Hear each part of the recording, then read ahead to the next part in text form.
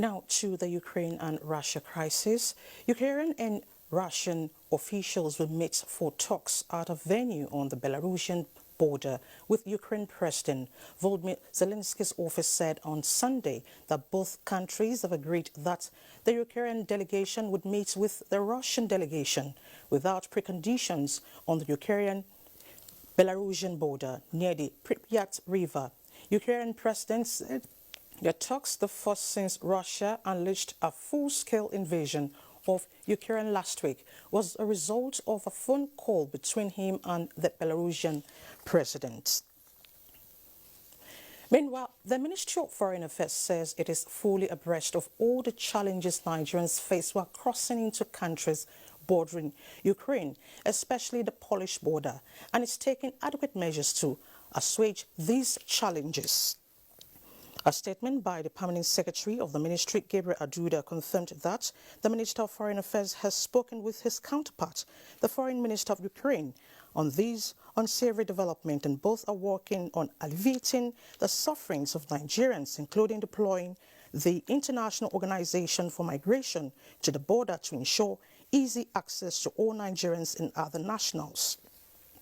For now, movement to safer borders is advised, as they have approved visa-free access to all Nigerians coming from Ukraine and arrangements for accommodation and feeding before evacuation is arranged. Parents, guardians and wards of Nigerians in Ukraine are enjoined to remain calm as the federal government of Nigeria is working very hard to get them all home safely. Meanwhile, the federal government says there are arrangements on ground to receive free Nigerians from Ukraine at all entry points in Romania. Students and family members are advised to call these numbers of officials on the screen. Similar statement from Nigerian Embassy to Budapest indicates that Nigerians entering Hungary from Ukraine can contact officials on these numbers as arrangements to safely transport them have been concluded. And joining us via Zoom from Ukraine is Dr. Sunday Adelaja, a Nigerian clergy and resident in Kyiv. It is a pleasure to have you join us on the news, Mr. Adelaja. Thank you so very much. Yes, it's my pleasure to be able to talk to NTA today. Thank you so much. We are aware that many Nigerians are taking advantage of the evacuation window provided by the federal government seriously, but not without challenges. As one of them on ground, where are you presently and are you safe? Yeah, unfortunately, I cannot yet disclose my location because I am still on transit. I am still making efforts to, to settle. So I am still on the move, and it's not advisable to say that, to reveal where I am now. Okay. All right. So what is the situation with Nigerians in Ukraine?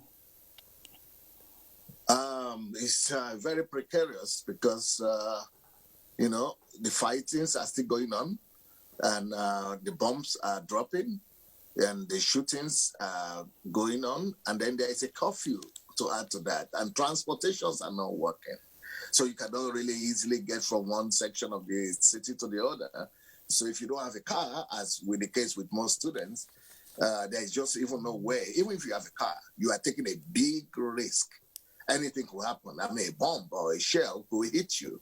So the biggest advice that we are giving to all our compatriots, and the government is saying the same thing, the government of Ukraine and even government of other countries, is that the students should keep themselves hidden in the bunkers and in the underground where government has provided for everybody to be staying right now.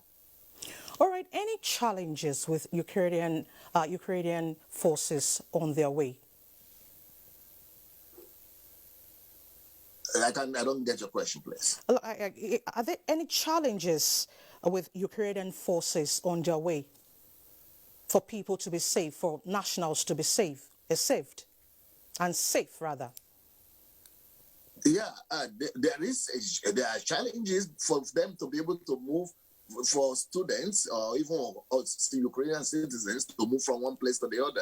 It's almost impossible because even if the Ukrainians are giving you security, there is no way you could be sure that the Russians will not be firing. Or sometimes Ukrainians might be firing in response and they don't even see you. and nobody is actually allowed to move around because of the curfew. So they are safe where they are hidden, where government has provided. Almost every house has got some form of bunker or underground, and the people are safe there. But to try to get to the border, to Romania, or to get to the border to Poland, that is where the problem is. Unless there is a ceasefire, then the people will be able to move to take transportation to those places. The only Nigerians who are able to get out of Ukraine right now are the ones who are not living far from those borders. Then you could cross over. But for the majority of the people who are living in the center of the country, like where the capital is, or away from the borders, it's not as easy as we hear people say they are going to evacuate. It's almost impossible if you are within the country. But if you have already moved to Poland, then it will be a possibility for you to be evacuated. The evacuation now is only possible either from Poland or from Romania, but not from Ukraine. Even Americans, with all their might, cannot evacuate their citizens now if any of them are still left behind. Of course. All right, I'm sure you're aware that the Nigerian government has been doing so much to evacuate Nigerians from Ukraine, but there seems to be a problem flying over the two countries. Now, are Nigerians taking advantage of the arrangements on ground? We have numbers expected to call, officials are expected to call so that it can be taken to where they will be saved. Yeah, well, I know those numbers. I saw those appeals, and some of those people on those numbers are my disciples and my mentees. But those numbers are located in Poland. Those people are in Poland. That is where Nigerian government has access to. The Nigerian embassy there can help. But the ones in the midst of the war zone, in Kyiv or in Ukraine themselves, there is no way they can take advantage of this unless they want to risk their lives. And we don't want that to happen. Because I personally have people in my house right now, both Nigerians and Ukrainians, but they cannot leave because it is too dangerous. All right, Mr. Sunday Adelaja, we want to thank you so much for interacting with us, and we hope that you'll be safe, and other Nigerians as well. Thank you so much. Thank you so much. Bye. Report reaching us says while efforts to begin talks between Russia and Ukraine are underway, paramount on our minds is the safety and human rights of some 4,000 Nigerian citizens and many others from friendly African nations today stranded in Ukraine. There's a long history dating back 4 decades of Nigerians and other Africans studying in Ukraine, particularly medicine. The majority of Nigerian citizens in the country today are university-enrolled students.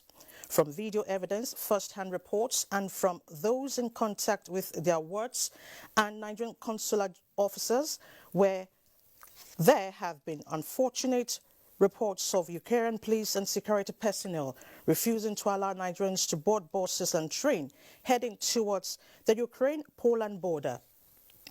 In one video widely circulated on social media, a Nigerian mother with her young baby was filmed being physically forced to give up her seat to another person.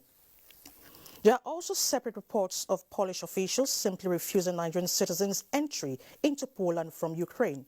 One group of Nigerian students, having repeatedly been refused entry into Poland, have concluded they have no choice but to travel again across Ukraine and attempt to exit the country via the border with Hungary.